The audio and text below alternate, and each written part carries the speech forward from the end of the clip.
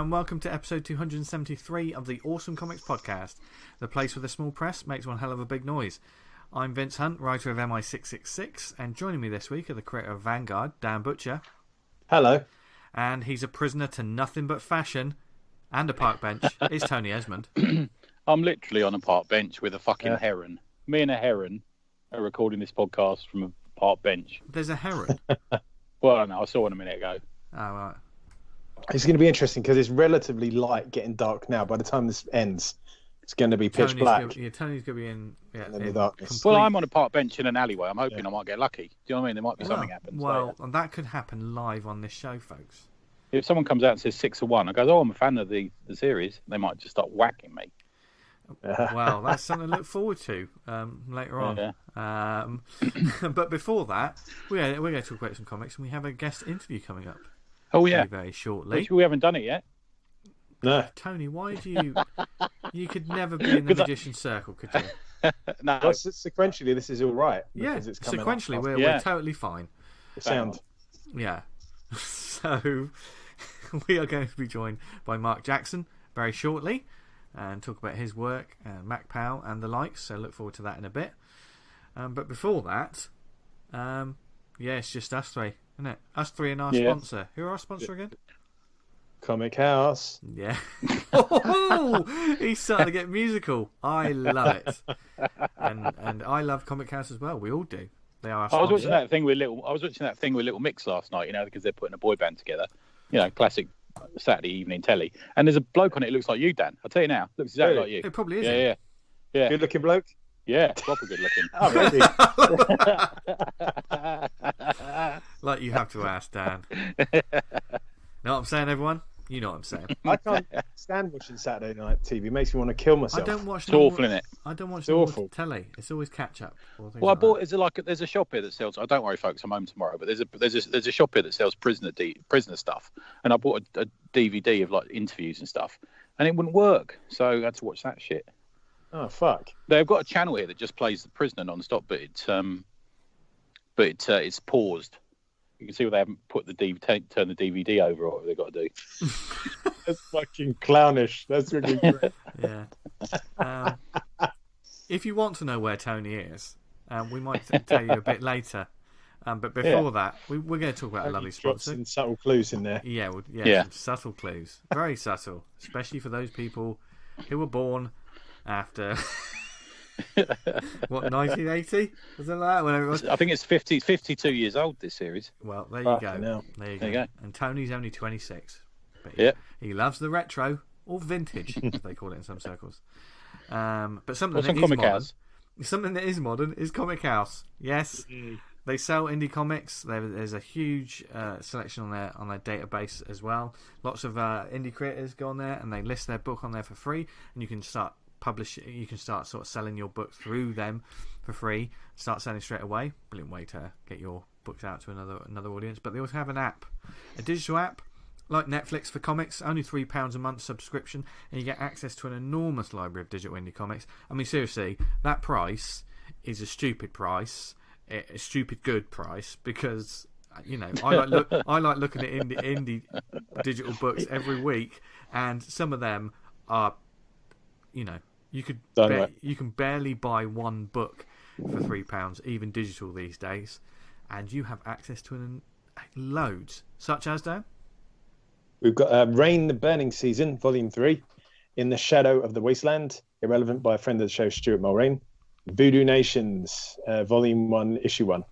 And the old favourite, Gimp City 1, where the character in front says Al my anus. Oh, okay. I've mentioned that several weeks now, so go check Gimp City out. It's a little catchphrase of yours now, isn't it? Yeah. Only you say it's a little bit of a sort of catchy catchphrase whenever you say it, isn't it, Dan? How do you say it at the end of every episode of your sitcom? Ow, my anus. Hey, cue the audience laughter. My arsehole is in danger. That's the name of the series. Yeah, right. Okay. Yeah. But it's season 2 of Boy Band Dan. Yeah. The D Boys. No, that's oh, Christ. That's wrong. Photoshop, do your work. Seriously though, Go to comichouse.com, find out more about the app. Loads of great indie comics, including some stuff from lots of our past guests, probably future guests, and the hosts of this show as well. So, to find out more and to start your 14-day free trial, go to comichouse.com. There you go. Very fucking slick again. Yeah, very slick. Yeah. Do you know what I mean? We're not in the same room ever. Some people are really surprised at that, but we're not even live. No, I think Tony's closer to you now, Vince, than he is to me. Yeah, I am actually. You're both always with me in my heart. But to travel to you, I'd have to go the long way around, wouldn't I? Because it's all closed down near you, isn't it, Vince? No, I live in a bunker. Yeah, I reckon it's coming your way now because it's all of South Wales is closed, isn't it? Oh, for the COVIDs. Yeah. The Triffids. Yeah. The Triffids. Should we just call it that now? The Triffids. Yeah, that'd be much more interesting to deal with, the Triffids, as opposed to the COVID. COVID's kind of boring. Yeah, everyone went blind in the Triffids, though, didn't they? I mean, it's certainly made this year an interesting year, and it is, Still rocking, baby. We're still going. Yeah, we never stopped. We're still going, and we hope every one of you out there is still doing all right. I'm fucking freezing, and I've got a friend who's a cormorant, but it's all right. Yeah, it's a cormorant now, is it? Why? Are you part of the Young Ornithologist Club on a bench? Is that what it is? There's a variety of birds here. Oh. As we said, I've moved into the later phase of the lockdown of just being fucking bored of it. Just I got moved from like being a bit slightly panicked by it to dealing with it. Now it's just like, fucking bored of this. Yeah, but, status quo now, isn't it? Yeah. Oh, they're there as well, aren't they? Yeah, rocking all over the world. Blimey. Getting money for nothing. No, that's Dire Straits. That's not the status quo.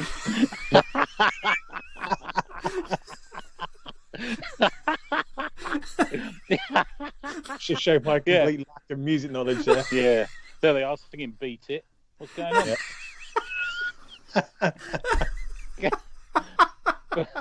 Bohemian Rhapsody. Yeah. Brilliant, that. Dexy's Midnight Runners. Billie Jean, she weren't my lover. Singing all over. Blimey. It's cool. I think the cold is really going to affect Tony. It's killing me. Love is a battlefield. Another one for you there. Oh, thanks. I don't know if anyone will hear this during this episode. Normally I sort of shut myself into my sort of office type thing to record these episodes. And I've got Bobby, my cat, in here, and occasionally he just yells for attention. He's done it a couple of times, and I wasn't sure if you heard it.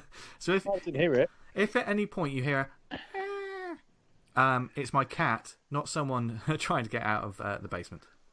There's literally a murder of crows flying over my head at the moment, so I might die soon. Oh, all right then, Edgar Allan Poe. Jesus Christ. It's the biggest diss you've ever given me, Edgar Allan Poe. You wanker. More like Edgar Allan Poe. Anyway,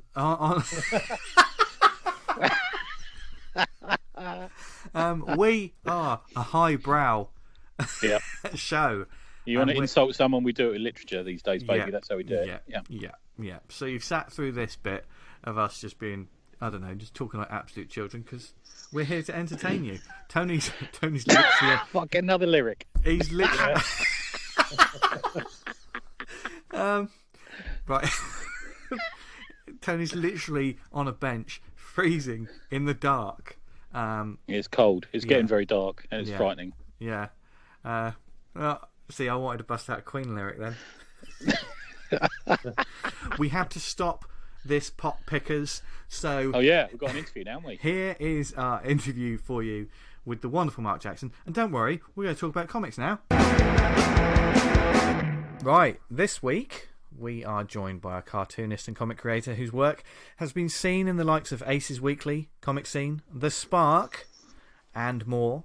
Not only that, he's the organiser of Macc Pow, which has been mentioned a few times on this show, isn't it, Tony? Yeah, that's the one. Yeah, so without further ado, it's Mr. Marc Jackson. You got a Mr. Hello there, sir. It's very nice. Thank you very much. Nice to be here. Thank you for asking me. Well, we love to have new voices on this show, and of course, you've been putting out comics for quite a few years now. How long have you been making comics? So the cliche is since I was little, but self-publishing, I have been doing this for. This was 10 years this year. Okay, nice. Nice, yeah.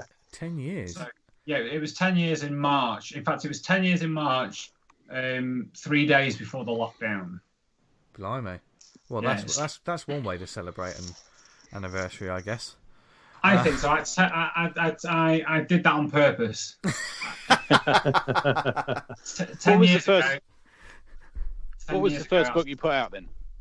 So the first thing I did, so 10 years ago, I put out a comic which started as a webcomic called Man from Space, which compared to, so basically I'll give you a bit of a background.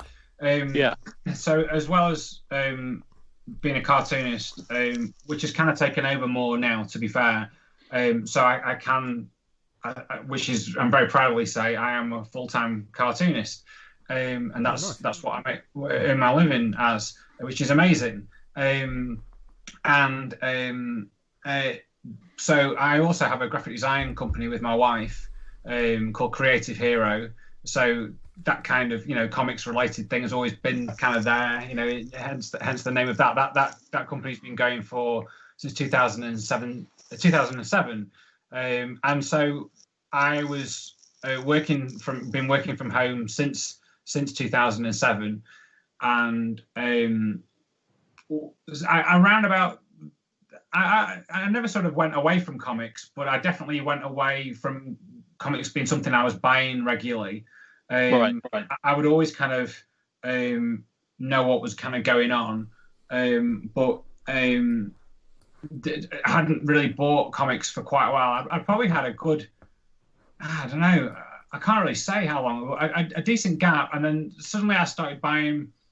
I can't think what came first, but I think a friend of mine, I think it was reading about the film of Kick-Ass. I used to go on a website called Ain't It Cool News. Yeah. And they talked about this film Kick-Ass that was made from a comic, and it just kind of stood out to me, the title. So I had to click on it to have a look, and I didn't know who Mark Millar was at that point, but I did know John Romita Jr. So suddenly it was like, John Romita Jr. I had loads of comics with his work in from like the mid '80s, and so my kind of like time in Marvel comics was kind of like the mid to the right through to the late '80s to the early '90s. So I think I kind of stopped regularly buying comics before the whole thing where comics nearly there was a whole crash, wasn't there, kind of thing. So I kind of came out of comics, so I kind of probably hadn't bought anything regularly to the way that I was doing before, around about when Image started. So I've got like Spawn issue 1. I bought that when that first came out because I really like Todd McFarlane, and so I feel like I kind of came up. I know a lot of people like to think that the music they were listening to at the time was the best music. We all had that kind of thing. Well, it was Mark. Yeah, but I kind of feel like the comics that I'm fortunate to have been a time in comics when I don't know, some really cool things were kind of happening. And I think around when like John Byrne was doing Fantastic Four and all these kind of cool things, and Frank Miller, with the Dark Knight Returns, and so these are comics that I was getting when they actually came out, which was really quite cool.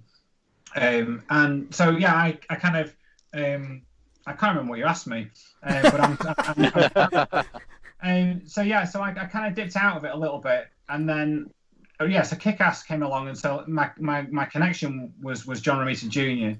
And then I kind of went into the Forbidden Planet in Manchester, which I still did when I was freelancing prior to setting up our own thing, and also Traveling Man. I just had a look, and the thing that I struggled with a little bit was how comics looked.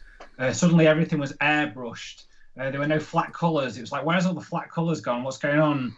Why is it not on newsprint anymore? Why is everything glossy? And one of the biggest things that I spoke about this recently with somebody else, was why is the cover being drawn by somebody who isn't drawing the interior?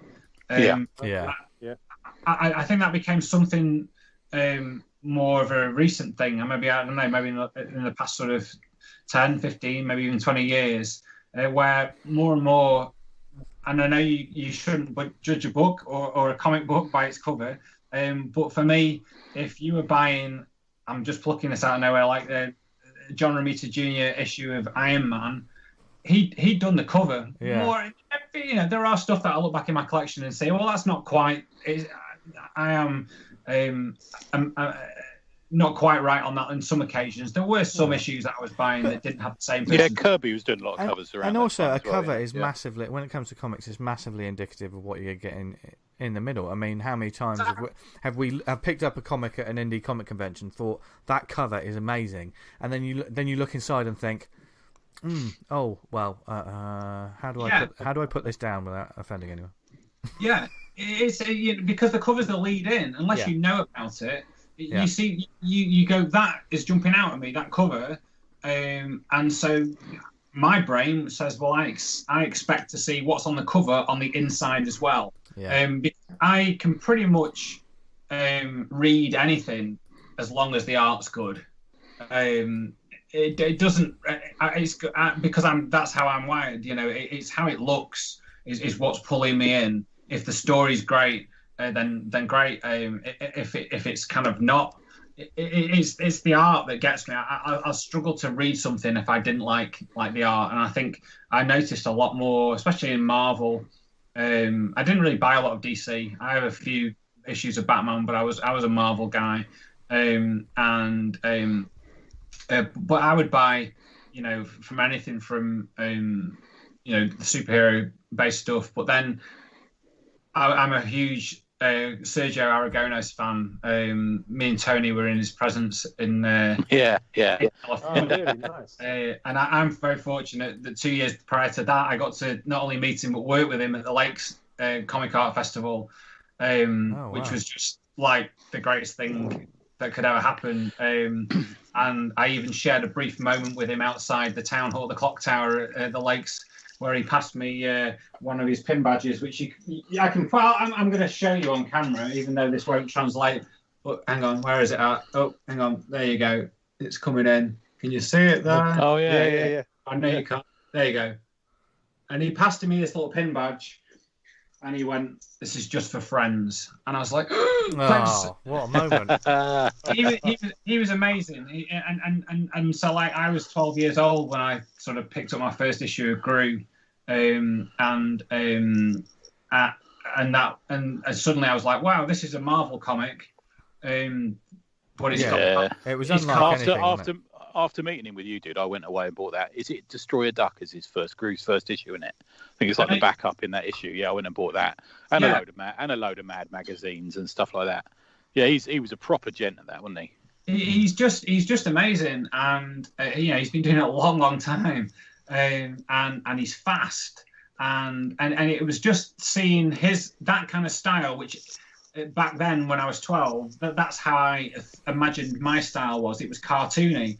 And so I was like, wow, Marvel Comics put out comics that look cartoony.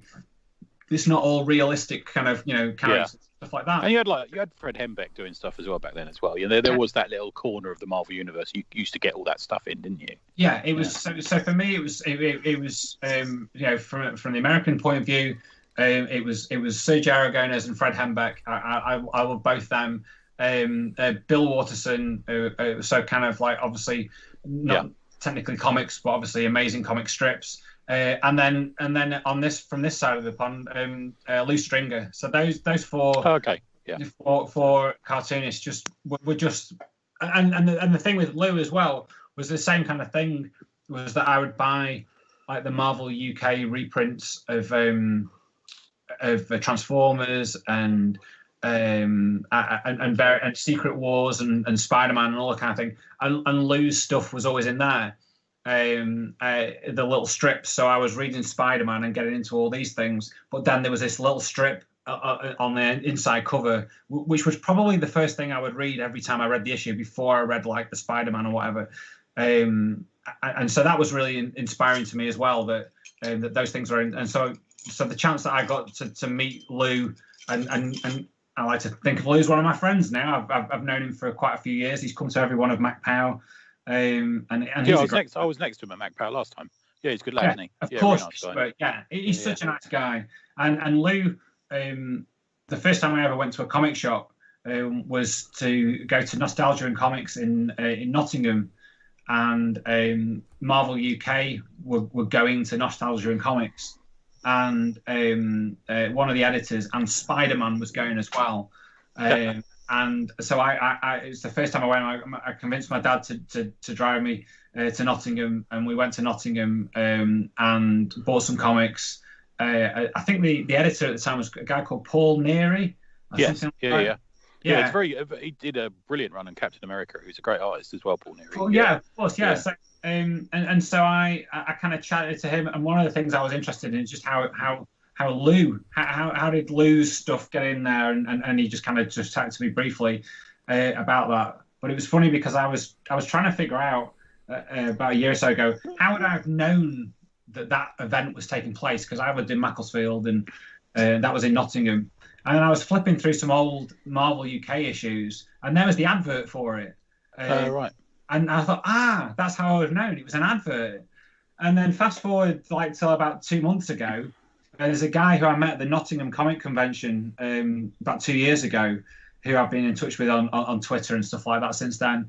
And he posted the artwork, a picture of the original artwork for that advert, which I sent him a message saying, this is really weird, because that advert was kind of my gateway into going to comic shops.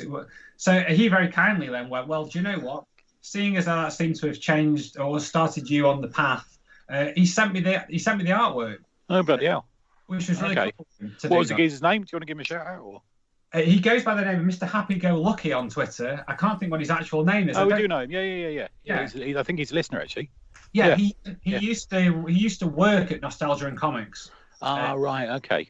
From what I believe, and he very kindly sent me that. So I have that, which is it kind of, that advert was a big part of it. Good stuff, man. That's nice. I love that sort of thing.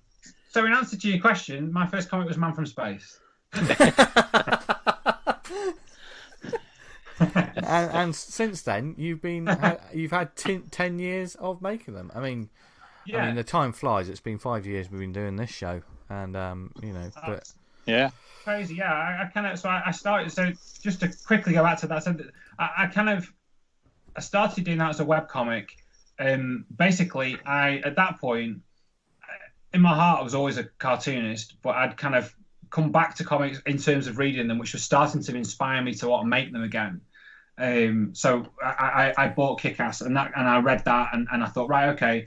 And then I started looking at other stuff, which then led me just to go back to my old collection, which is what I do all the time anyway.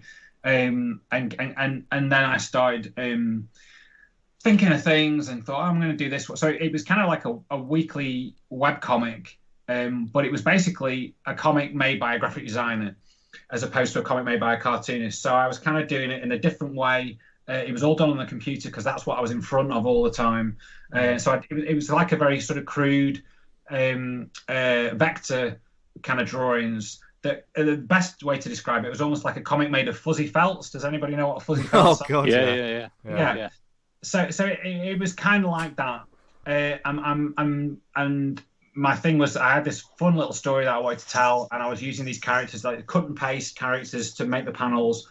But even though it's quite crude, I suppose I could still see that I still had got a sense of how to tell a story in comics, how to be sequential, and how to structure a comic, even though I was doing it visually in a bit of a crude way.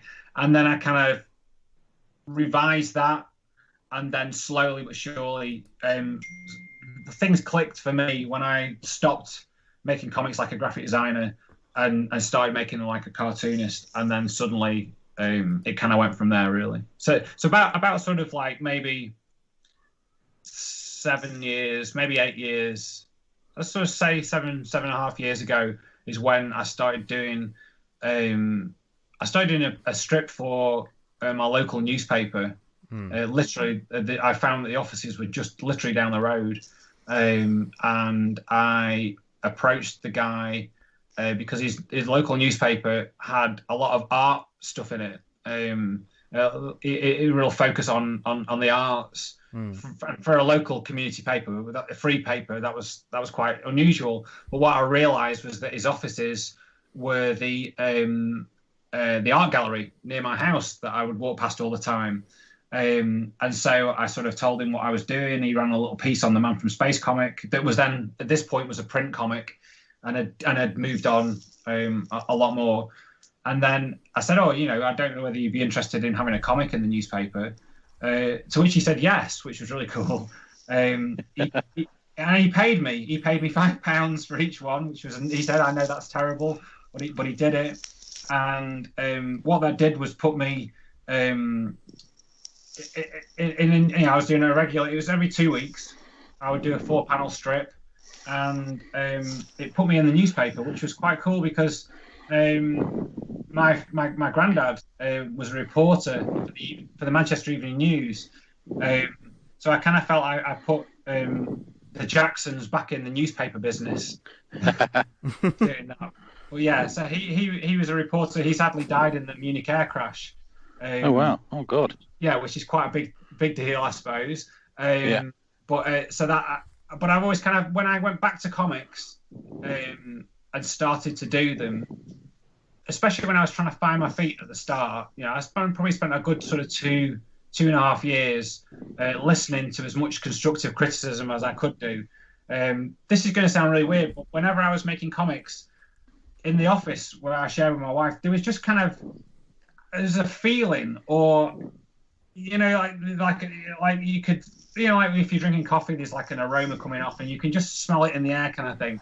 Anytime I was doing something like that, I could smell this. There was this aroma. It sounds really weird, and I like to think that maybe that was just somebody looking over me who was encouraging me along, and it sounds a bit weird. All right. Yeah.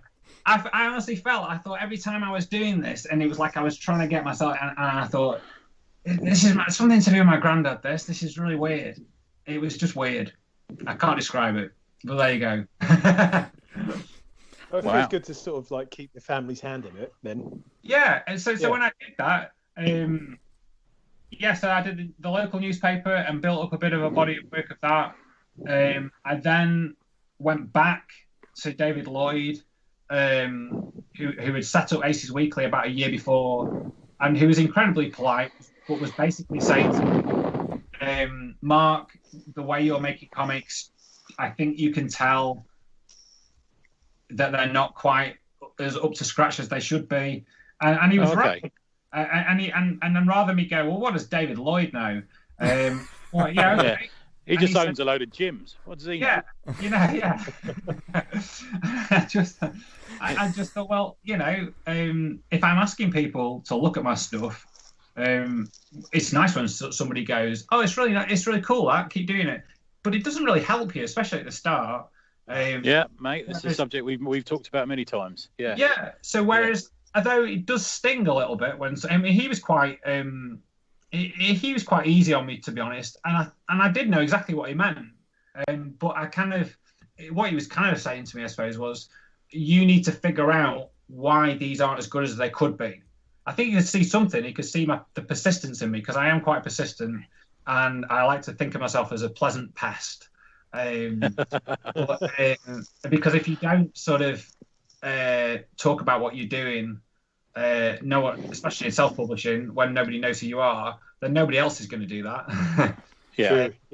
I'm still not at a point where everybody's talking about my work enough that I don't have to promote it anymore.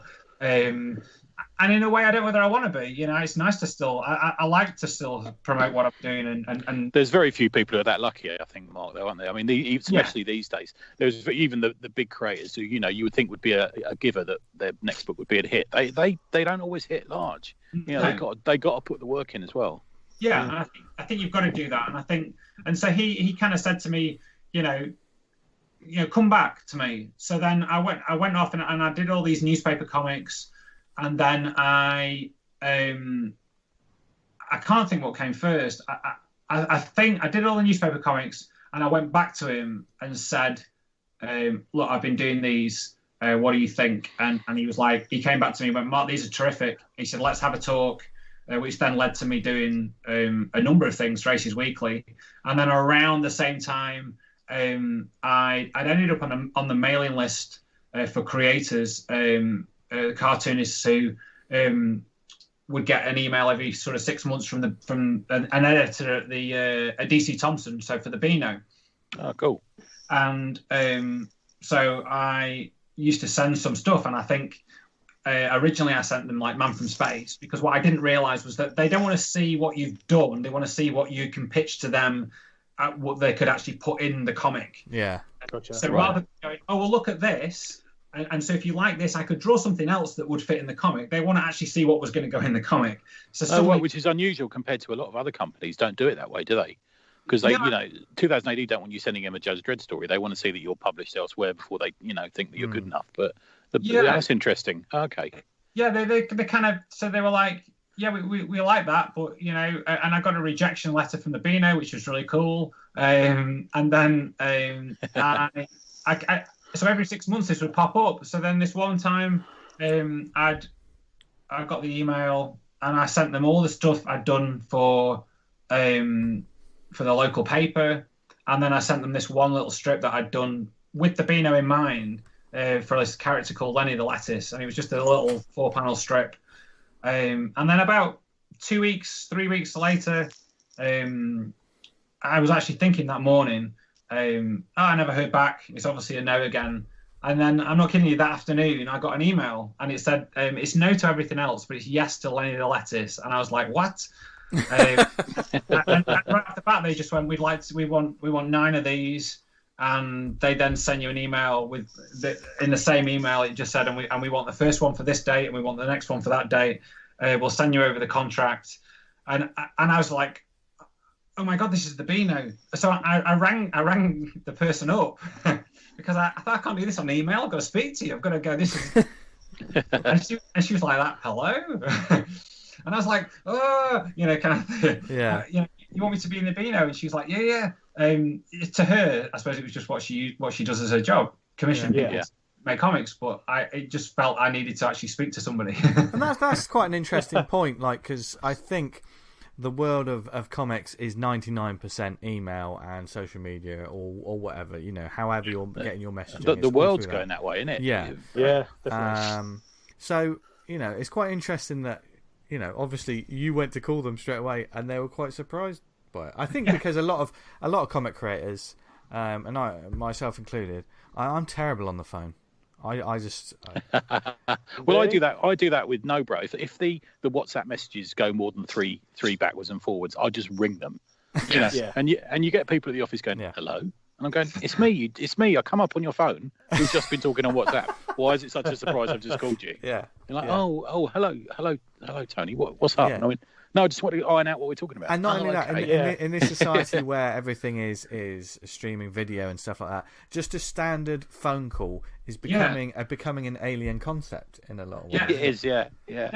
So I swear, kids don't know what that button is on their phone anymore. No. No, it's true. Yeah. No, I mean, it was a short conversation, but it was still a chat, and so I just couldn't believe that I'd gone from doing these things in the newspaper to suddenly doing something in the Beano. I thought this is going to be, I don't even, as a cartoonist, you think, I bought buying the Beano when I was like, 9, 10, 11, 12 and whatever, and getting the annuals, and I never thought I was going to be in the Beano.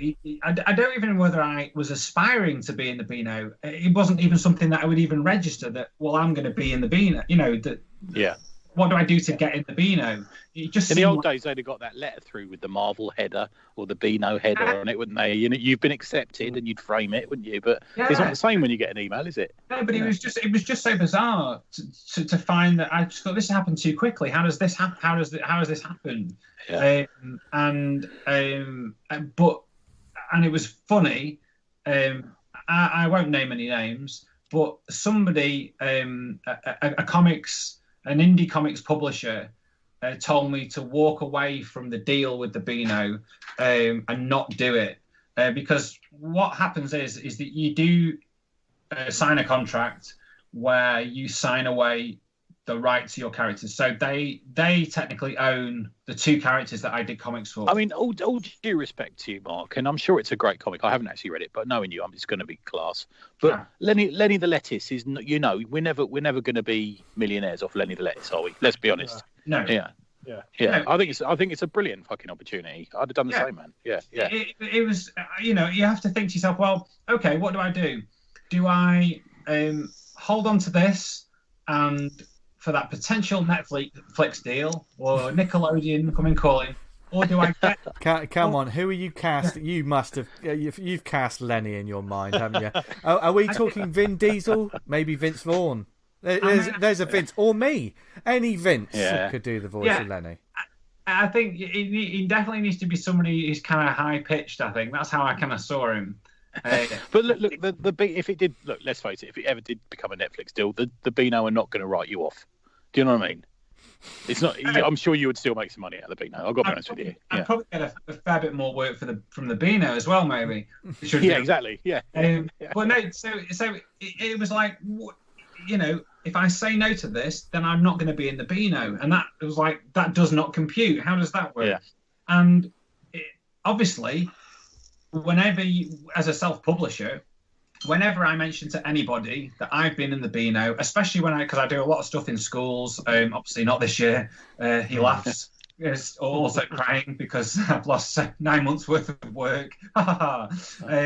When you tell anybody connected to a school that you've been in the Beano, their ears prick up. If I was to tell anybody connected to a school, even though I haven't done this, I have, I've been in Aces Weekly. They're not going to go, oh yeah, Aces Weekly, David Lloyd, I love him. So the Beano is just a calling card, for and it opens doors, and it can't have not done me favors because it has. So to have said no just because they had the rights, but what I did do is I made sure that when I spoke to them, so the deal is that if they ever have Lenny the Lettuce in the Beano, that it would be me drawing it. Obviously, I didn't think it was going to be the next huge idea, but you never know what these things. And I didn't want them to suddenly go, "Oh yeah, this is really working, Mark." But we've got somebody else to draw it now. John Burns decided to work for the Beano. He's going to be drawing Lenny from now on. And Frank Miller's going to be writing it, and and we're all really excited. And thanks a lot, Mark. And so that was the kind of thing. And I thought, okay, well, fair enough. And it doesn't pay a huge amount of money, but it paid money, and they paid me on time, and it made and it was a proper comics job. And there's a lot to be said about that little thing you just said there. They paid, work ethic, man. That's what people paid want money and paid on time.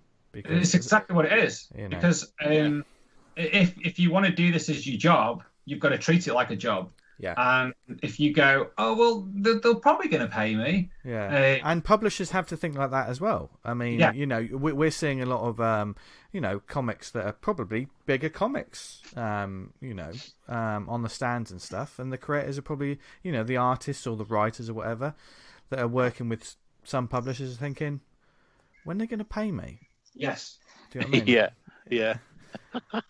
And that's probably, unfortunately, that's probably an occurrence that's more often than not, which is a shame, really. No, I know. I mean, the way that I work, because I have a young family, and at the start, I mean, my wife's been amazing throughout all this. But at the start, it was me kind of,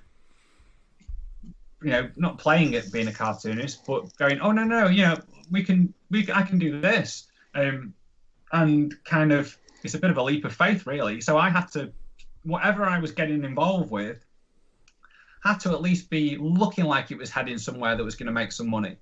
It couldn't be just my vanity projects, or because anytime I self-publish something, now I know I'm a little bit older than perhaps a lot of the a good chunk of the people maybe who are doing like your thought bubbles and stuff like that, who are doing it because they love doing it. But they have other jobs. It's not their sole means of income. As I can quote, somebody said to me once, well, it doesn't really matter if I don't make any money today. It's just a fun day out. My brain is not working like that. If I enjoy the day as well, that's great. But I am there to make money, to keep this as my, because I want to do this as my living. And if you don't think that way, then it's never going to be that. And I don't understand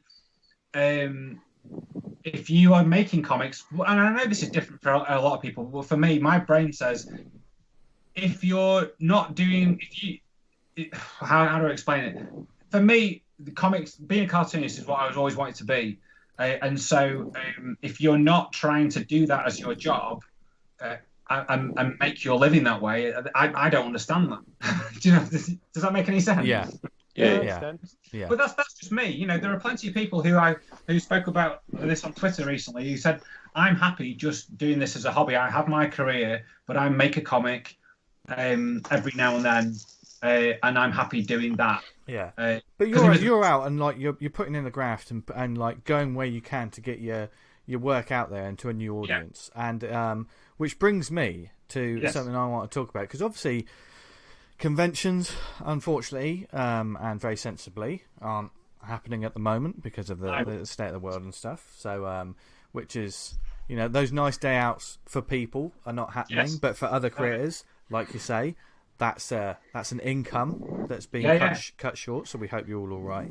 But something I noticed on your social media feed and stuff, you do sort of markets as well, don't you? So I do. In fact, so the first thing I did before I started really doing, I kind of came quite late to doing comic events, and I don't do many, but I do.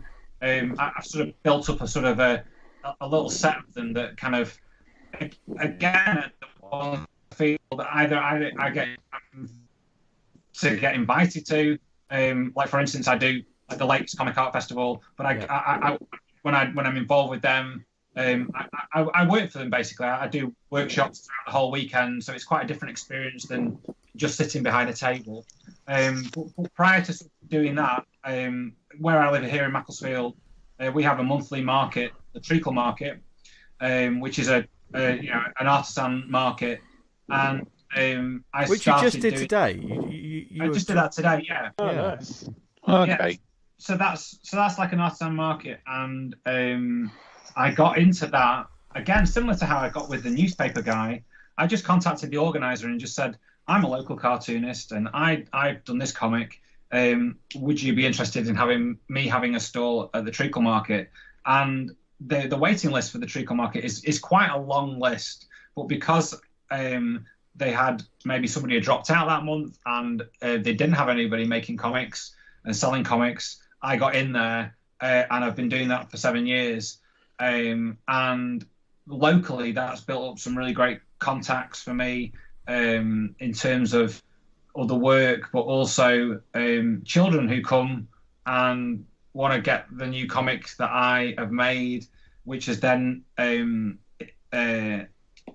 encouraged me to put more things out more regularly, to try and not monthly. It's downright impossible for me to put out a regular monthly comic.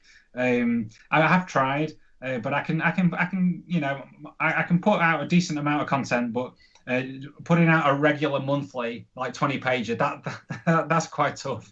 If it's as a self-publisher, if I was just, I could do it. If that's all I was doing, I was getting paid to do it. But when you're self-publishing, obviously, as you know, there's no money until you start selling it. So I do to do that market, and then as that grew in terms of what I had to sell, I would I started doing a little bit of stuff like badges and a few mugs and stickers and stuff like that, just to sort of little extra bits, and then slowly started with like 2 issues of Man from Space, the original Man from Space, and then now I've got I don't know, about 10 different titles that kind of. Well, you got a nice little setup on your table. I can see. It's a proper. Yeah. You even got like a little gazebo type thing. You're legit, aren't you? You're like full on. Del Boy Trotter here. Oh no. Well, listen. From the treacle markets of the north of England to Huntington Beach, my friend. Oh my word. Yeah, look at us. I was going to try and get in. I haven't seen you since LA, but we've seen each other a couple of times since then, so I can't really say that. Yeah. I think it's still worth saying. I always like to bring up my time in California to the cartoonist Mr. Hope. I don't know if you know Mr. Hope. He's a really nice fellow, and he lives in Buxton, so not too far away from me. Okay. And I always reference. I don't know if I mentioned I was in California, and he always rolls his eyes. But it's So I do. You, me, and Bob Fingerman in the bar. That was a night and a half, wasn't it? And Nick Brokenshire. Yeah. Nick, a great guy. That was a special time, and that was when it just I really felt I was very fortunate to get to go to that, and whether I will do anything like that again, I don't know. But it was nice to be involved, and it was a very unique event for America. It really was, man. It was amazing. It was like I think I was the only attendee. I think everyone else was a guest. So I just sort of hung about with people like all over the place, like Daniel Klaus and these sort of people. It was just a great place to just be and to hang out, and you're like, oh look who that is, and it was just really cool, and I had my little set of comics that I shipped over there, and my mission was to not come back with them. Mission accomplished, which was really I think you literally gave me your last badge on the night before we left. I think I saw you and you said, "Oh, I've got one badge left. Here, you have it." Yeah. I still got that home. I had 2 badges. I gave one to you, Tony, and I gave one to Jason Chatfield, who is the president of the National Cartoon Society. So the lesser important one of the two. I get you. That's fine. Yeah, that's fine. Yeah. I'll give this to Tony, but then I'll give this one to this Australian. Who can I give this away to? Yeah. I get you. That's what it was. So and so again, in answer to your question, yes, I do markets. And also, you do comics about Thomas Magnum finding a pair of pretty knickers. Go on, let's talk about Tom Selleck, shall we? Yeah, we reviewed that on the pod a few weeks ago, man. Oh, did you? Oh, yeah. Did you get a good review or a bad one? It did. It got a good one, my friend. Yeah. We don't have bad reviews. We talk about good comics on this show. Yeah, Mostly. The Magnum P.I. I'm going to hold it up. Throw it up there. Look in the show notes for a visual reference. Yeah, check it. That came about. So I'm going to name drop now, but that's all right. So, and I think he did this the year before, and I might have even said the exact same thing to him on Twitter the year before. But just before Christmas last year, my close personal friend Sean Phillips, who was also in LA with us. I'd like to point was. And I kind of joke, I'm only friendly with him through the events, but every time I've done the Lakes, I've got to chat to Sean that little bit more, and he's a fascinating person to listen to, and I've seen him at various other events, and we have got friendly. He's a really nice guy, and his son Jake is a really nice guy. And so Sean posted on Twitter a beautiful painting that he'd done of Magnum. I don't know whether it was Tom Selleck's birthday. I don't know. I can't remember what the actual reason was. And I think he did that the year before. So I think it was something he'd done a while back. And I think it must be his birthday around Christmas or something. Maybe, I don't know. Anyway, that picture I then tweeted back to Sean. I said, "This picture makes me want to make my Magnum P.I. comic." Which wasn't the thing. It was just something I said to him, and he replied back. And he replied back with "Do it," and I said, "I think I might do." And then he sent me a link to this PDF that he got of all the artwork that a guy called John M. Burns did for all Magnum strips for Lookin' and stuff like that. It's good. He's an amazing artist. Yeah. Oh, incredible! And I've got. I suddenly discovered in my old collection I had still got some issues of Lookin', and there were the Magnum strips, and I was kind of looking at those, and I think my first. I think what I was thinking the year before was this, that I thought it'd be funny to basically take one of those strips or a couple of those strips and word for word copy them, but just draw them in my style. Right. And that was my thinking the first time round. And then when it came back to it, I kind of then started looking at those, and then the Mad magazine spoof that the legendary Mort Drucker drew. And somewhere in between those two, my version of Magnum kind of arrived, because mine wasn't kind of a spoof, but it was a cartoon version of Magnum as opposed to being a spoof of it. I think that's how I kind of saw it in my head. So over the Christmas, I kind of was sort of thinking about this, and then after Christmas, I've been ill over Christmas, and after Christmas, I thought, right, I need to start the year off with something. So I just kind of wrote this little 8-page. I thought, well, it just needs to be a fast thing. It just needs to be like a little mini comic. How many pages do I think would be enough to feel it was substantial enough to sell at an elevated price? And so I just wrote this little 8-page thing, and like I say, combining the Lookin' thing, because the thing I noticed in Lookin' was that it was just like a straightforward story, but when I looked at the Mad magazine spoof, that reference that was spoofing the TV show, as opposed to the Lookin' wasn't.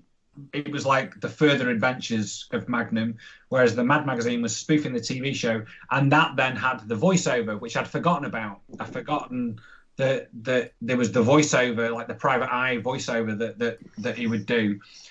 So I brought that into mine, because that was how I found I could get some really funny lines in there with the things that he was saying.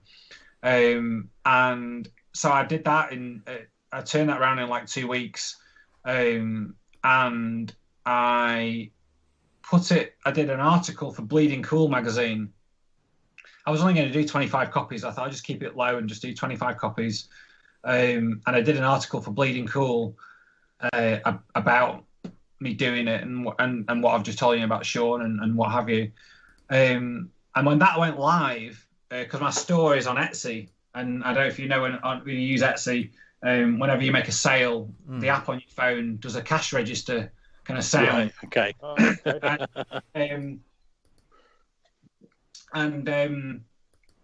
So suddenly the article went live, and it's my wife who has the app on her phone, and suddenly the cash register just kept chinging.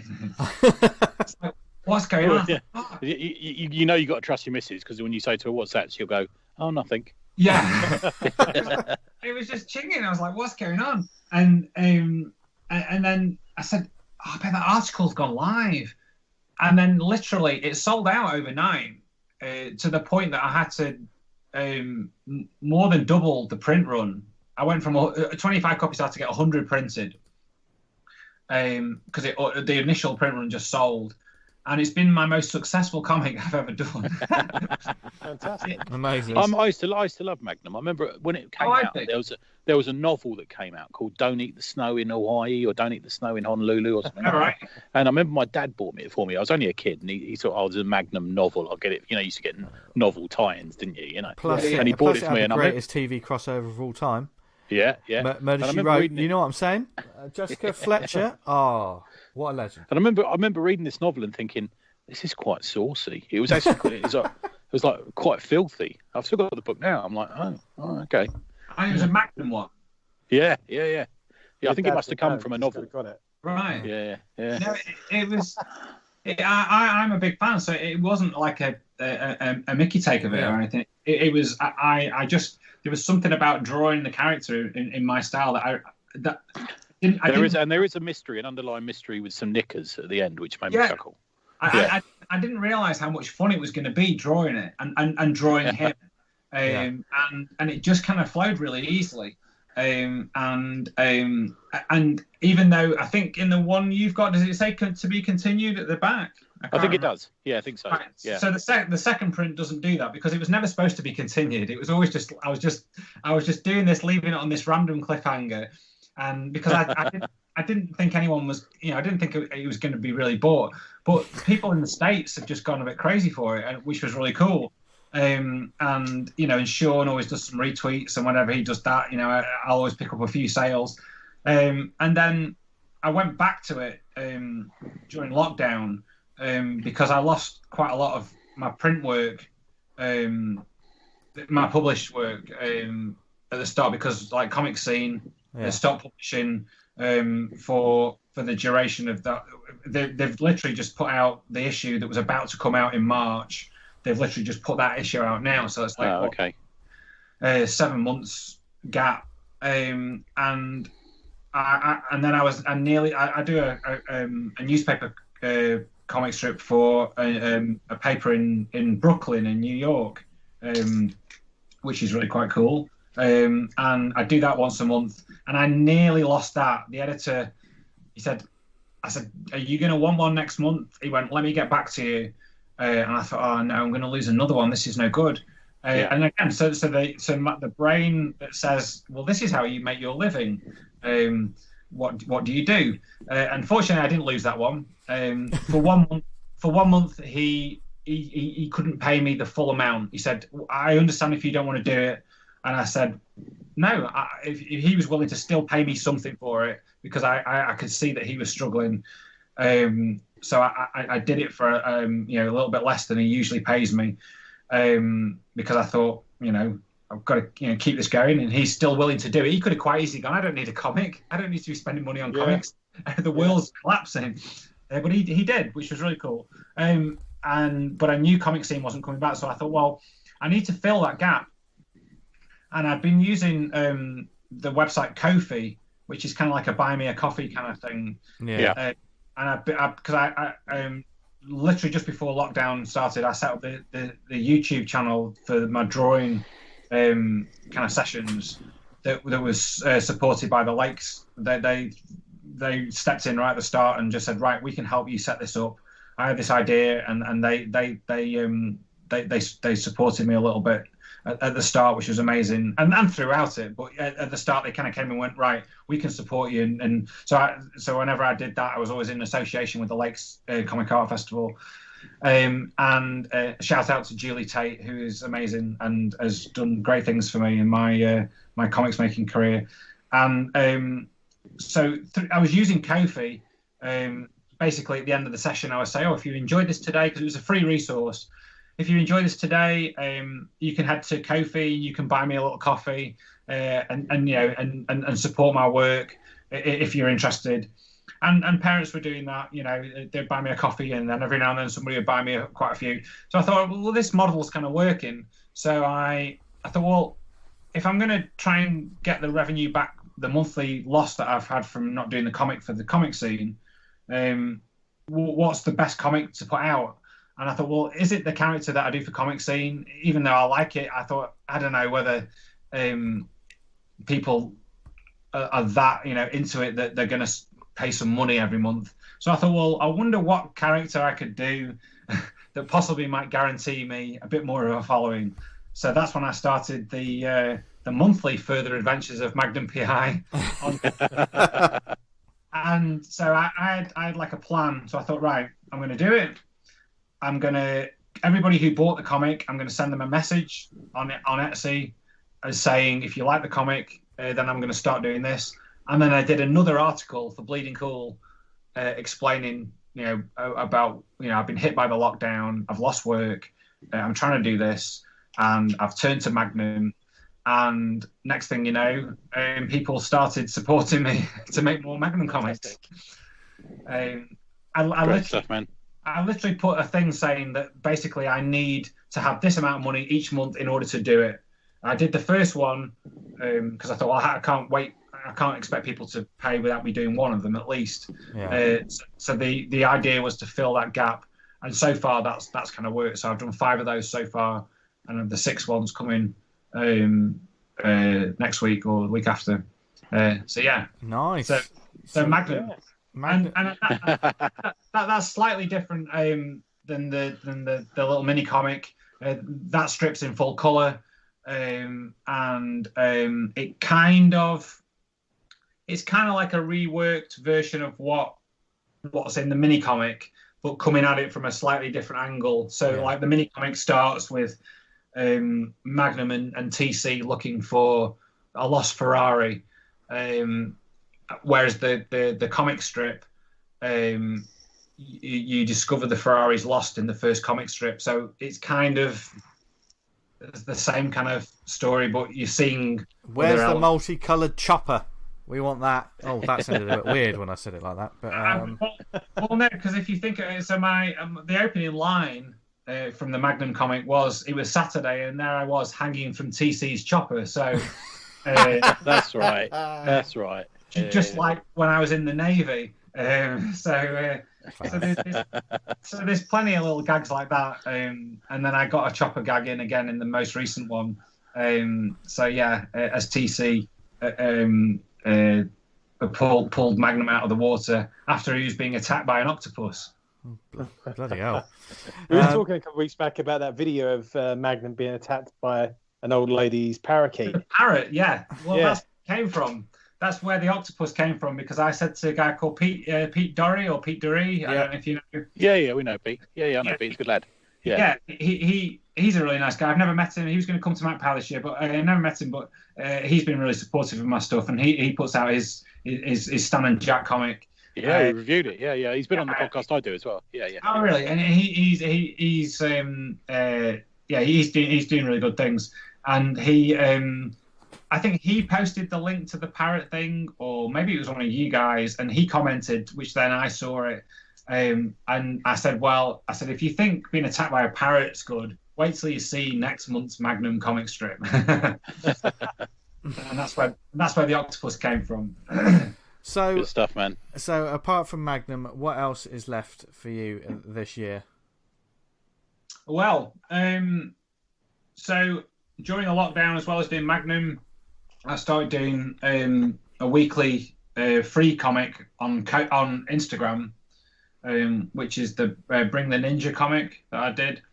I don't know if you guys have seen that. I'll throw it up there. Oh, not yet. Yeah, it's this one here.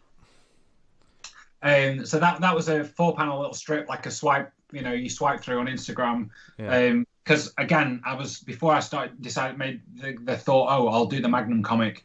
As I was seeing my comic work suddenly disappear, I built all these strips up, and I'd worked hard, because about 3 years before that, I lost the newspaper comic, because sadly the editor that took a chance on me sadly died, and so the newspaper stopped, which was a real, because he really took a chance on me, and it meant a lot.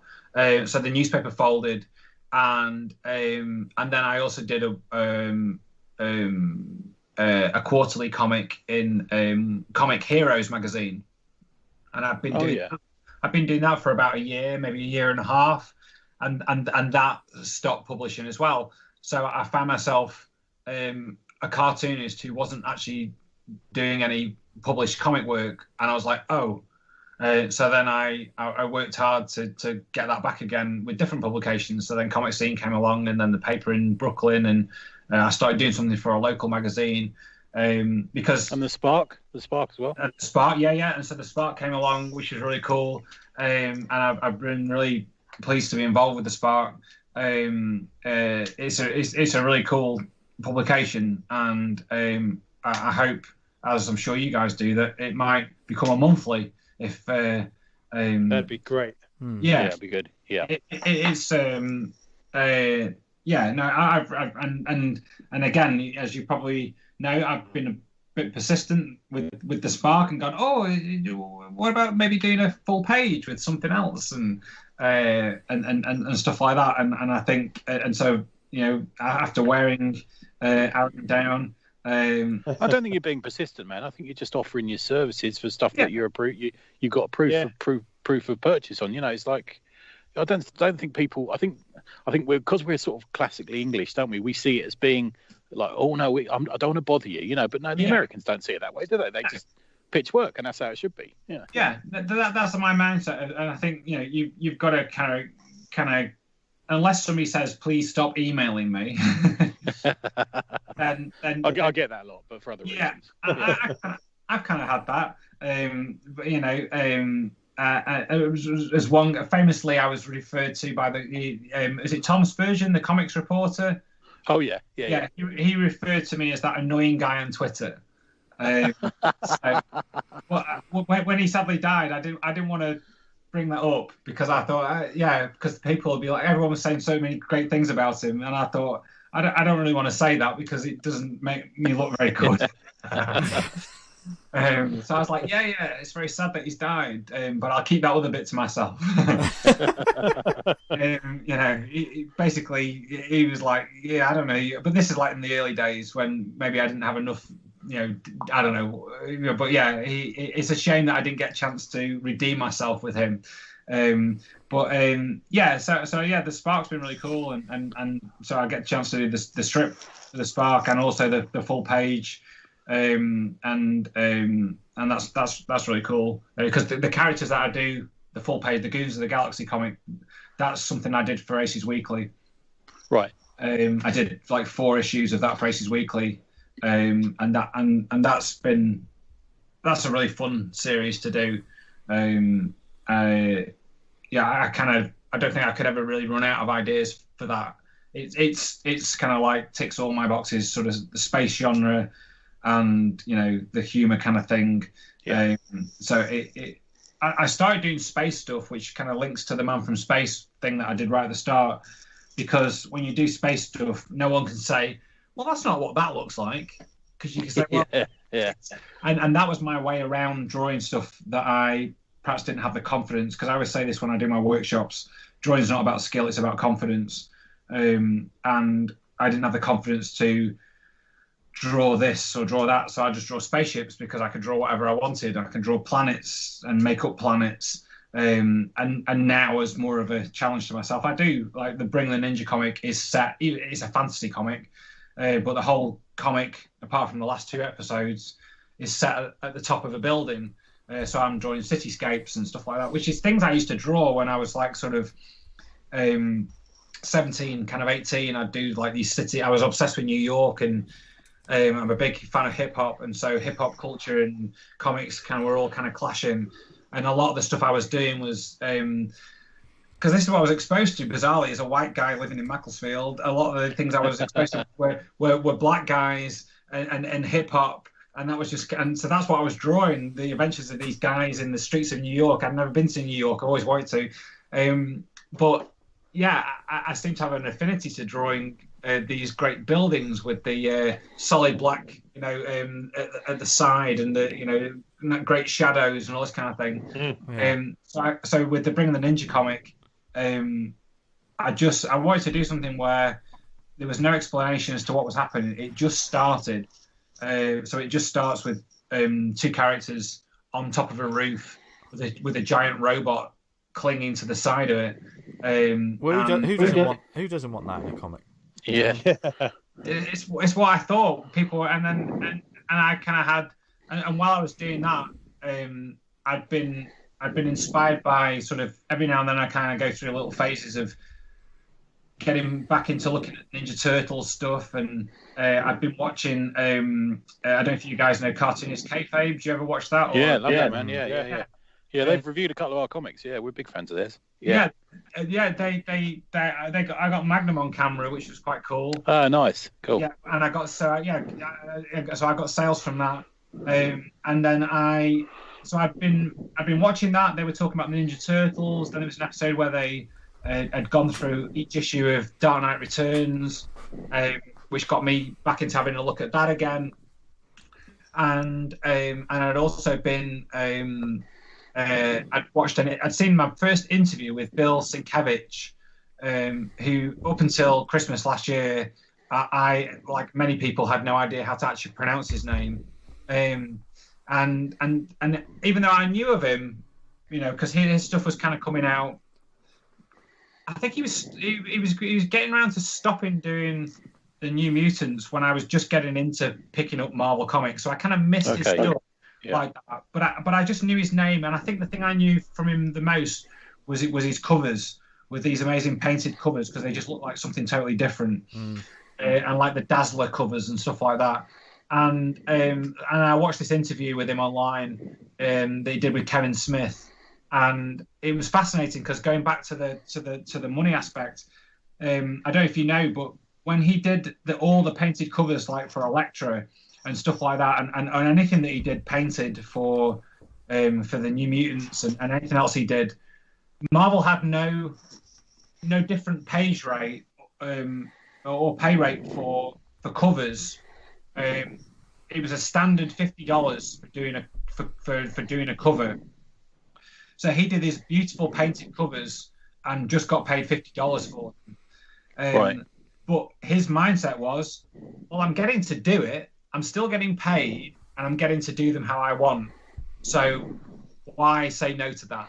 And so he did that, and I found that really inspiring. And then so then I was kind of looking at all these things while I was coming up with the idea for the Ninja comic, and then started doing it. And then when I finished it, I thought, do you know what?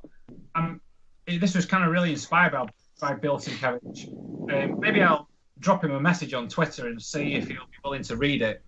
And he replied back to me, which was quite crazy. And then he followed me on Twitter and sent me his email address. And the next thing you know, I got a quote on the back of my comic by Bill Sienkiewicz. Hey, look at that. And it wasn't just a quote. It was like the greatest quote I've ever. And every now and then, he'll tweet about it. Nice. And when he tweets about it, like when it came out, when I finally got the printed copies, I kind of tagged him and said, "I'm so pleased, so grateful for you to be doing this quote." And he'd retweet that with his own little comment as well. And I got sales from that, and it was amazing. It was, so, and speaking of sales, and I mean, you've got a raft of books for people to get hold of. So where can our lovely listeners go to follow you and pick up your work, etc.? And put more coffees in your pockets, or whatever they do with coffees. Yeah, put them. Yeah, I like to stay hydrated, as I say. You can go to markmakescomics.co.uk. So Mark with a C, M-A-R-C. Markmakescomics.co.uk, and I'm on Twitter and Instagram and Facebook. On MySpace as Marc Makes Comics, and Kofi as Marc Makes Comics. Yeah, and he's look, there's going to be lots of show notes, which I promise, fellas, I'm going to do the show notes this week. I'm going to do the links. Good man. Yeah, so there's going to be a raft of links in the show notes. If you're not following Mark on social media, sort it out. He's got loads of comics to sell you. Yeah. And more. And if you're in the Macclesfield area, go to that market once a month. Yeah. And come to Macc Pow when we can do comic events again. Yes, and when that comes around, we'll get you back on the show to talk about definitely Macc Pow proper. Yeah, no, that would be great. Yes. I appreciate your time, and thank you for having me on. You've been a legend, dude. Thank you very much. And thanks for being sexy and on camera for the whole thing. Yeah, you listeners don't know this, but we've had a right joy looking at this face. But the weird thing is, I don't know if you where can you see? Can you just see my shoulders, or can you see? It ends about your forehead. Just so from the neck, from the sort of like the shoulders down, I've literally got nothing on. Oh yes! Oh, what a sign off! Right then, folks, there you go. Another creator, another new voice to the show. Yes, for you lovely people to follow. I mean, most of you are probably following him anyway, you know. But if you hopefully when Macc Pow starts up, we can hear a bit more about that show. Yes, because that's certainly a show that we've been interested by. Isn't that right, Tony? Oh yes. No. Tony had to leave us because we said he was. We were going to reveal later where he was, but we're not going to do that now because he's not here. No. But he's actually on holiday, and he called in for this show while he was on holiday. But because there was no signal anywhere, he was literally outside on a bench. I know you're picturing, like, I don't know, he was sleeping on a bench with a can of Skull in his hand or something like that. But no, he had a proper setup. It was like a mini office. He sent us a picture. Yeah, he sent us a picture. Yeah, the dude knows what he's doing when it comes to having like Wi-Fi on the go. But of course, as he was there, it was getting dark and it was getting cold. Can you imagine doing a podcast where you're sat on a bench in the middle of nowhere? Toughed it out. Yeah. So bless him. We sent him home and told him to warm up. So we put our foot down, didn't we, Dan? And just sort of said, I said, Tony, you've got to stay. You're host number 3. And he said, I'm not a number. I'm a free man. And then he left. Hey, see what he did there. Some of our listeners will know that reference. Someone can't get these fucking references. Our show's full of references, isn't it? It's like it's like spaced. It's nothing but references. You're the Simon Pegg character, obviously. Naturally. Thanks, babe. Yeah, so we are Tony-less for the second half of this show, and I mean, I feel like I've been speaking to Dan quite a lot today already because we were doing some online gaming earlier. Gaming? What's that? We was getting thrashed on Call of Duty Warzone. Thrashed. Absolutely mullered. But getting blown out like a fucking windsock kind of on the floor. Oh dear. But you know, that'll be another show for another time. Talking about that. Yeah. Although Tony's like, what on earth is that? Because he only knows the game Pong. But we're here to sign you off, and we got a couple of things to talk about and recommend. But we've got some shout outs, obviously. So Dan, do you want to kick us off? We're talking about our little competition. Well, not a competition. What are we calling it? What are we calling it? A challenge competition? What is this? Even I hate the word challenge as well. It's like the Arse Bucket challenge. There's no.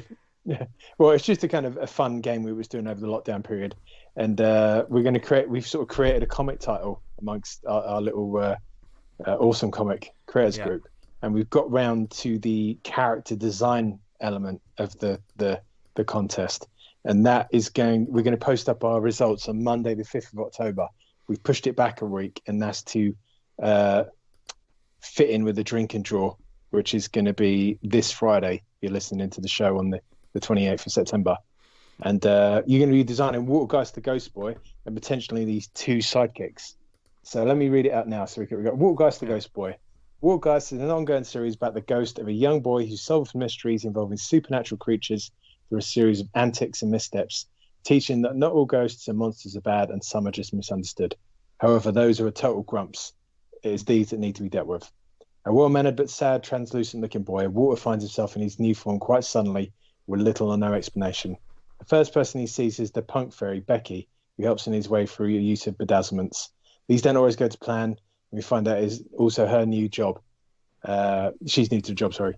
They're joined by the delightful and whimsical Roy the Jackalope, who acts as a guide through the bizarre world Water has found himself in. Together they encounter a wide range of creatures in a series of tales that are heavily rooted in folklore, grim fairy tales, Lovecraft novels, and mythology from around the world.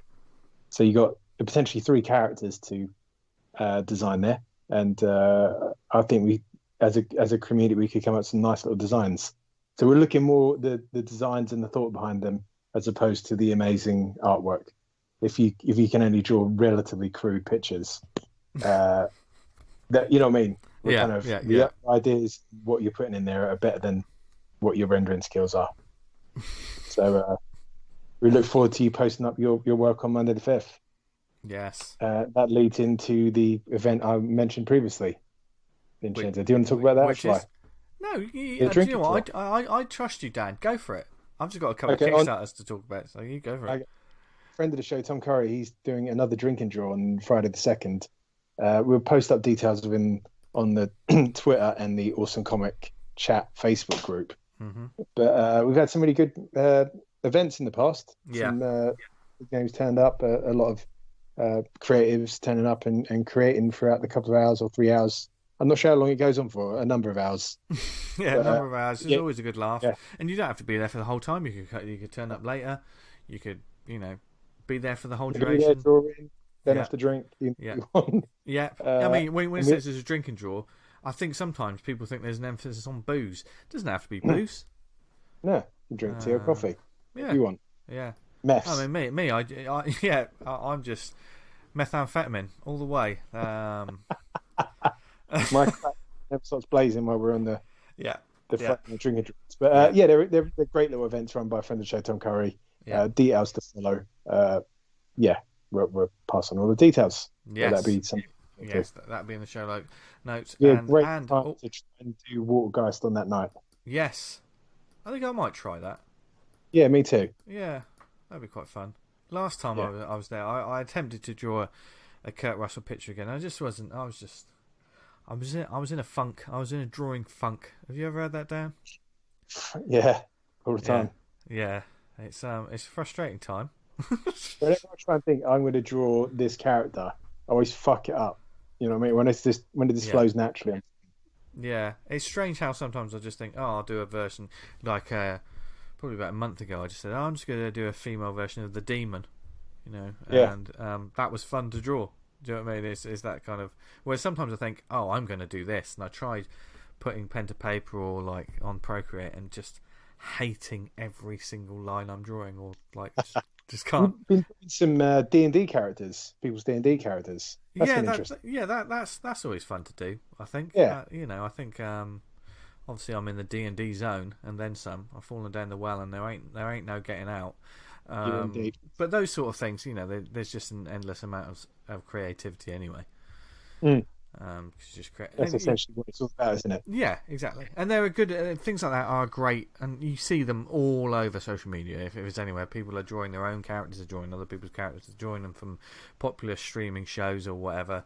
But it's good. It's a good artistic exercise, and sometimes I fall back into that. Do you ever have some things where you're just sort of like, I don't know what to draw? I'll just draw. I'll draw this because at first it's, you think you're just falling back on something that's going to be easier, and then you find you're actually enjoying it more. Yeah. But you're working all the time anyway, Dan. You're bloody churning stuff out. So. Vanguard stuff. I'm coming to the end of this issue of Vanguard, and I'm kind of really looking forward to it. Yeah. What? The end of it? I mean, no. The end of this issue. Honestly, this issue's been really troublesome. All the shit going on. It's been hard. I did see that you post about that. You're sort of saying, I haven't been able to post as much as I'd like, etc., etc. But do you put a lot of pressure on yourself for what you think people's expectations? I used to put myself a lot more, and because we're the kind of the extraordinary times that we're having right now. Yeah. I've been a bit more lenient myself, but because I used to have the production line of things get done every day at a certain time to make sure I'm on schedule. But now everything's fucking the schedule's come right out the window. I don't really have it at the moment, so it's just trying to get it done as and when, which sometimes works out. And people are enjoying it when it's out, dude. And like your page is always mint. But I think we also live in a time, online people think, especially with like certain things, that when it's free content, because you're putting out something awesome that is essentially you can just go online and you can read it, hundreds and hundreds of pages. So people should just be grateful. I think like last Friday, I had a page ready, and all I had to do was put it on the website and write a little bit of blurb. But work was so fucking mental from like about 8 o'clock in the morning till 7 o'clock at night. I didn't have a break, just like the occasional cup of tea and a pee. And I was just at the end of it, I was like, I'm not fucking putting it on. Yeah. I'm not doing it tonight. Yeah, sometimes real life can hit you where the good Lord splits you. Yeah. I don't even know what that means. But it's good sound like that. Yeah. So and we know comics and everything in general, just every day to day is tricky at the moment, whether it be your health or your mental health, whatever. So we're all feeling it in some way, shape, or form. So we hope you're all okay. So as always, but there's also a couple of there's a couple of Kickstarters. Well, actually, no. I just want to mention one Kickstarter because I realised that one of the Kickstarters I was going to mention is actually my recommend for this week. Okay. Go on. But the Kickstarter campaign, as we speak, there's 16 days to go. Now it is Drexler #3, Nathan Kelly, previous guest on the show not too long ago. We're big fans of Nathan's work, and Drexler issue 3.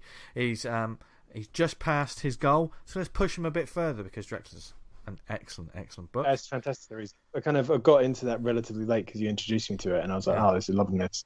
Yeah, and it's so professionally put together as well. And if you go back and listen to Nathan's episode, it's one of those creators like, well, I'm just going to see how this goes. And you just think, bloody hell, man, you're putting out a fucking amazing comic. I mean, there's humble. But no, this sort of book is right up the street of a lot of our listeners, I think. So I know some of you lovely listeners have already checked it out. But there's 16 days to go to get the digital if you're not from the US. If you are from the US, then get the printed book, whatever. But yeah, really support it because it's been one of the highlights of sort of indie sort of conceptual character titles. Do you know what I mean? For me personally. So yeah, definitely check that out. There'll be a link in the show notes. So, I didn't expect us to talk about. I didn't know how that. I thought Tony's left. What are we going to do? It's just me and Dan. Yeah, we did. Right. I guess we give our. I've got a quick recommend shout. I guess the show's running long, so yeah, short. Yes. Well, we got recommends this week. Yeah, we got a couple of quick ones. Now I'll go first with mine because my recommend is a Kickstarter. But I've been very fortunate to be privy to what it actually is before the book is out. And I say this, the Kickstarter's got 3 days to go. It was a very short Kickstarter. Made its goal and then some. But as it is, there is only a couple of copies of this book left. So maybe when you listen to this, there won't be any copies. But hopefully you would have pledged, we would have got hold of it, and you probably follow the creator. Anyway. It's John Tucker, lovely John Tucker, who is I'm a sort of I'm a collector of Tucker's works. I know there's many people out there who are completionists when it comes to John's work. He also a lot of people are following his Twitch stream, where he illustrates. I think he actually once or twice a week, isn't it? I think he does some Twitch streams. I think there's at least once or twice. He usually does it while we're recording as well. Because I can't drop in on that. Yeah.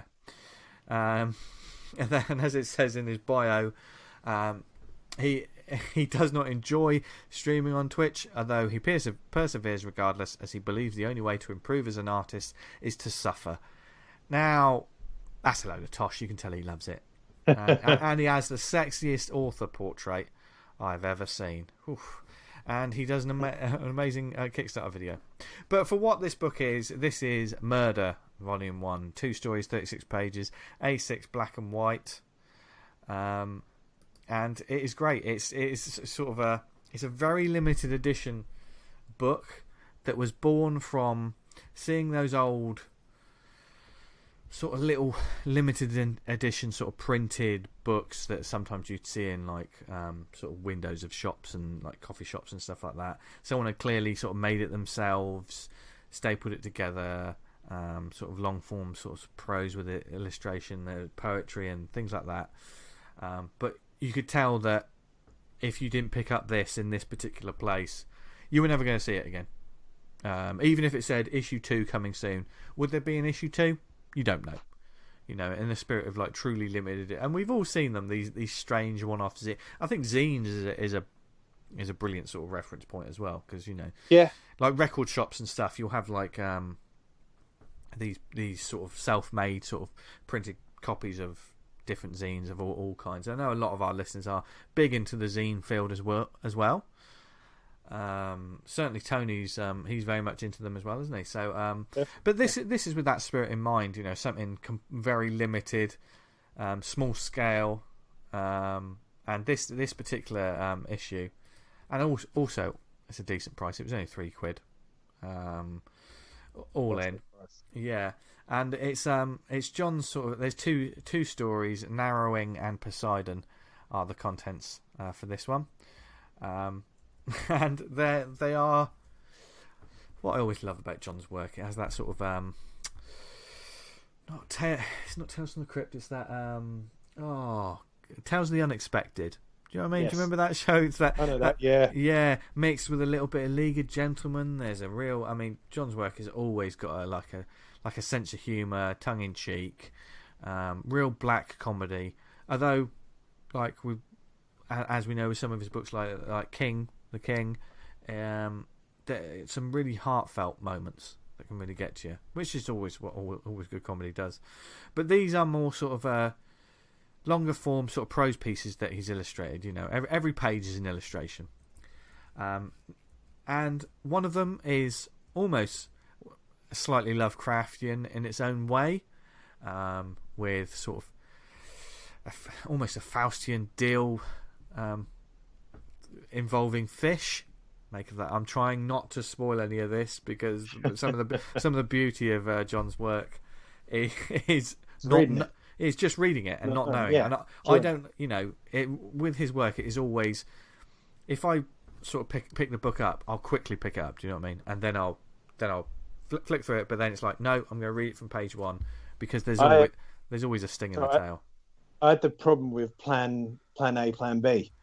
It was Yeah. an experience I could only have once, and I had to make a choice. Yeah. Which way do I read this? Yeah. I love that those, he's creating comics that are, there's lots of different sort of comics he's making. Do you know what I mean? There's always something, Yeah. he's trying different things, which makes like the collection of his work like truly unique and individual, I think. But also at the bottom line, it's just really fucking funny. It's as simple as that. Yeah, they're great. Yeah, which is really, really funny. I mean, narrowing for me, there's a certain amount of toilet humour, if you know what I mean. When you read it, you'll know what I mean. Well, actually, it's about toilets.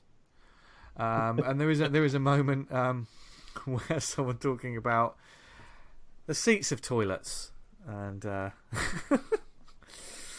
for instance, and I'm just one minor bit.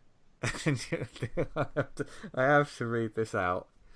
The more contact your arse cheeks make, the longer the tidy up time is. And the smaller seat would squeeze your cheeks together. And it says, it's like, what's easier, pouring porridge down the sink or stuffing it down the back of the sofa?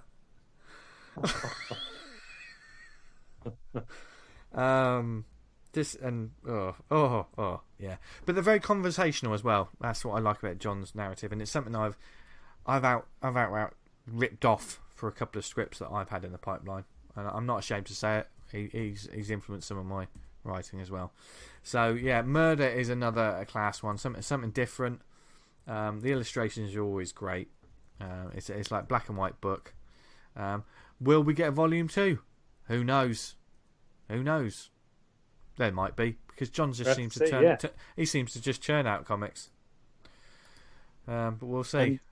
Yeah, I can't wait. I eagerly await John's latest output, and I can't wait it. Yeah, I bought this as soon as I saw. I backed it as soon as I saw like someone else tweet they'd backed it, and I was like, oh, fuck me. And I was literally, I kept thinking, I need to book that because on my phone I couldn't remember the login from a Kickstarter, so I was like, oh no, I have to do it when I get home. And then when I checked it was like, oh my god, there's only a couple of issues left to buy, so I had to make sure I backed it before the print copies were sold out. So so it's very limited, a very, very limited edition, but always looks good as well. So get on it, people. We'll put a link in the show notes. Hopefully you'll get one before they're all sold out. I'm sure John will do something else with it for those who couldn't get hold of a copy. But you never know, because he's a Machiavellian person, isn't he? I just wanted to take a book. I wanted to take a leaf out of Dan Butcher's Big Words of the Week. I haven't done a big word of the week this week. I know. What do you think of Machiavellian? Do you think that was a good one? Yeah, it's a good one. Thanks. Yeah. Thanks. I was just thinking of Mark Morrison and Return of the Mac. Because that's what that's about, is it? Machiavellian? I think I'd have to break down the lyrics a bit more to work out if that is the case. The only bit I know is when he goes, oh my God. Anyway. What about Return of the Mac? Oh yeah! The last 5 minutes of this show is just going to be us doing a cover version of Mark Morrison's Return of the Mac. Oh dear, it's I that don't time know of the too night. much more of the lyrics, so we're kind of stuffed there. Yeah. We'd say Return of the Mac, oh my god, Return of the Mac, oh my god, this is forever and ever.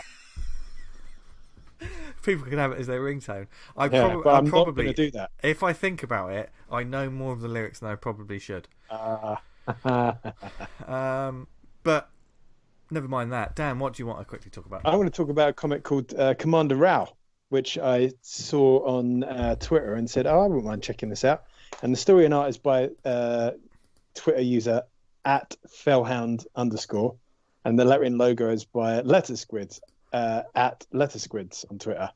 And the synopsis is set in a sci-fi future after a decade of war against the desperate Baron Klaus. A rogue, embittered soldier decides to storm the Baron's manor and kill him herself. A year later, stories are sung of her heroism, but the mystery of her motives remain. Thus begins the tale of Commander Rao, a thrilling, fast-paced action comic about how violence begets violence and how all the heroics of warfare are meaningless in the eyes of what have been lost. Now, violence begets violence. Is this a book Dan Butcherable like? Yes. It's really kind of fast-paced, one-shot story, one and done. It's got some lovely backup material. It's essentially like a huge anime fight sequence as the Commander Rao character attacks this Baron's Klaus's fortress, and lots of kind of speed lines. There's not tons of dialogue. It's an action-based comic. It's hard to kind of describe it beyond kind of that. It's lots of movement, lots of energy. It's a real fun read. If you was kind of looking to do a comic similar, there's one you could look at and take some real good pointers of. I've got to give a special shout out to Lettersquids on the lettering, because it's fantastic. Yeah, I've seen that Lettersquid's name crop up a few times. I think that we've mentioned him a couple of times on other books that we recommended. I think their name's Justin. His name's Justin. Yeah. Lettersquids. Yeah. Just the fuck. I was reading it and I was like, damn, this lettering on this is amazing. And I scrolled back up to the top and I was like, oh, okay, that's an instant follow on social media. Yeah. And I think they do work for Scout Comics and a few other bits. But I was rarely, when lettering's done well, it sort of works harmonious with a book. Yeah. When it's like absolutely like fucking hell, this is great. That doesn't stand out too often for me, I've got to say. Yeah. It's like watching a film and suddenly think, bloody hell, the soundtrack's amazing, and it kind of stands on its own. That's what I get from Lettersquid's work. I was very impressed. Yeah. And that's not to say Fellhound didn't do a good job at all. That was a really good comic. No, but I think lettering should always get a shout out. If it, much like comic book art or comic book writing, if something stands out, then just sing about it. Yeah, there's a couple of things like from both the artist and the letterer. I saw little touches, and I was like, "That's really nice." I really appreciate the effort that's gone into doing that. And you can check it out. There's an Etsy store which I'll Vince will put the link in the show notes, and you can go check it out. I think it's only like a few quid to buy the comic, and I'd recommend doing so. Yes, do it now. I'm literally just about to send Vince the show note link for that comic in question. Are you sending it in the Twitter DMs? Batterati, yes. Good, there we go. Good man. So those show notes will be there in the show notes. Did I just say show notes twice, didn't I? Those links will be in the show notes. And I'm going to endeavour to try and get them up as soon as I can. When I post these episodes, I have to do them quickly on breaks at work and stuff. So, oh really? Yeah, when the episode goes live, it's normally because I've had a tea break, and I just think, right, I'll just click. I get it all set up before I start work, and then it's sort of like, right, have I got time? Right, okay, go. Yeah, it seems exactly like the times I have at work when you're like, oh god, fucking yeah. Done. Yeah, but we're there, Vince. We done it. We did it. Should we? Oh no, we got to finish the sign off. So, if you enjoyed this episode, thank you very much to Marc for joining us this week as well, Marc. and to Tony for braving the cold, so you all could hear his voice. Yeah, another fun episode in the bag. If there's anything you want us to talk about on future episodes, or perhaps we got something wrong. I don't think we got anything wrong, do we? I said the word Machiavellian quite well. I've never ever got anything wrong, ever. So in order to disagree with Dan, you can email us awesomecomicspod@gmail.com.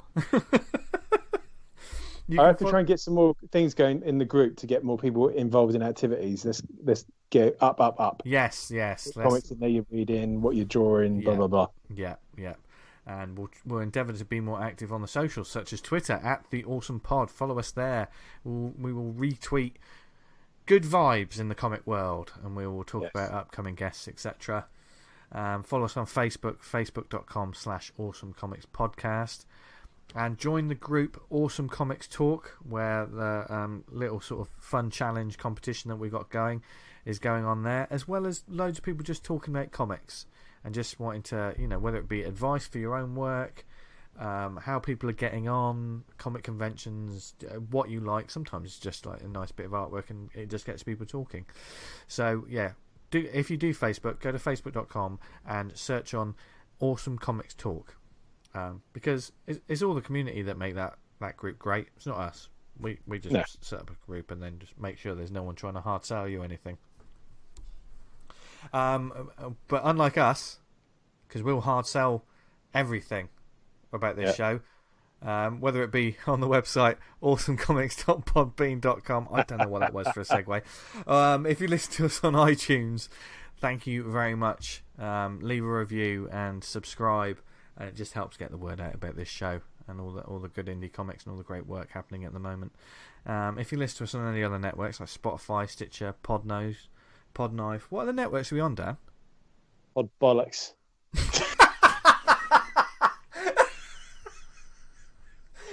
There is a real beauty in the purity of that. Sometimes simplicity. You don't need to noodle with your artwork. Sometimes it's just black and white. Let's just say. Oh, it's the way you say it as well, Dan. Yeah. Oh, he's like a poet. It's using the enunciation and the inflection. There's the word, Vince. Oh, yes. The butcher should be using in The Boys, but sadly he doesn't. Yeah, no, and we're not going to talk about the potty language he uses in that, because this is an all ages show. No, it isn't. But where can people find us online, etc.? Well, you can find Tony and Tribute Press. Is it at tributepress.com? I haven't got his links. There's Never Iron Anything. Yeah, neverironanything.blogspot.com. I think it's .com. Yeah. Yep. You put Never Iron Anything, you'll find it. Yep. And obviously follow the Tribute Press guys, because they've got lots of cool stuff coming up. What about you, Dan? You can find me on Twitter at Vanguard Comic, and you can read Vanguard at vanguardcomic.com. Nice. And you can find me on Instagram and Twitter at Jester Diablo, where I'll probably be talking a load of nonsense whenever I pop on, or posting pictures of my cats. What more? We should do that. We was talking about your D&D thing. Why don't we do a thing in the group? If people play D&D, they can post up pictures of the characters they've done. I like that. Yeah. Because I did it. Oh, well, we've both drawn pictures of our group, haven't we? Yeah. Nice. That's a good thread. Anyway, thank you again to Mark for joining us, and to Tony for braving the cold for you lovely people. We don't deserve him, so someone please take him away. No, thank you for listening, everyone. It's another fun one. Look forward to next week, where we've got more guests and more exciting stuff coming up. So stay safe, stay healthy, stay warm, because the weather's taking a turn wherever you are. We love you, don't we, Dan? Of course. Say it. We love you. Don't get better than that, does it? So go forth, have a great week. From Dan, Tony, Mark, and myself. What have they got to do, Dan? Stay awesome. Oh, smooth like a Corvette's bonnet. Bye, everyone. See ya.